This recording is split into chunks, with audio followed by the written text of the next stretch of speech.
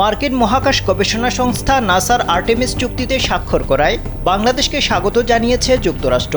স্থানীয় সময় বৃহস্পতিবার দেশটির পররাষ্ট্র মন্ত্রণালয়ের এক বিবৃতিতে বাংলাদেশকে স্বাগত জানানো হয়। পাশাপাশি যুক্তরাষ্ট্র বাংলাদেশের সঙ্গে অর্থনৈতিক উন্নয়ন ও ইন্দো প্যাসিফিক অঞ্চলের নিরাপত্তা বিষয়ক কাজ অব্যাহত রাখতে চায় বলেও বিবৃতিতে উল্লেখ করা হয়েছে। 2020 সালে যুক্তরাষ্ট্র ও 7টি দেশ মিলে আর্টেমিস গঠন করেছিল। এই জোটটির লক্ষ্য হল শান্তিপূর্ণভাবে মহাকাশ অন্বেষণ সহ অন্যান্য বিষয়গুলো বাস্তবায়ন করা। গেল 8 এপ্রিল বিশ্বের 54তম দেশ হিসেবে নাসার আর্টেমিস চুক্তিতে স্বাক্ষর করে বাংলাদেশ।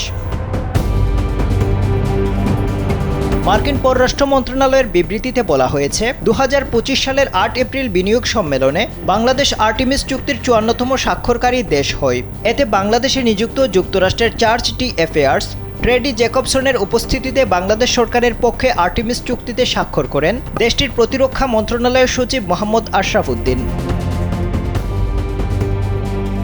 বিবৃতিতে আরও বলা হয়েছে, যুক্তরাষ্ট্র এবং বাংলাদেশ 50 বছরেরও বেশি সময় ধরে একটি টেকসই সম্পর্ক উপভোগ করছে। অর্থনৈতিক উন্নয়ন ও ইন্দো প্যাসিফিক অঞ্চলে আঞ্চলিক নিরাপত্তায় কাজ করতে যুক্তরাষ্ট্র বাংলাদেশের সঙ্গে এই সম্পর্ক অব্যাহত রাখার ব্যাপারে আগ্রহী।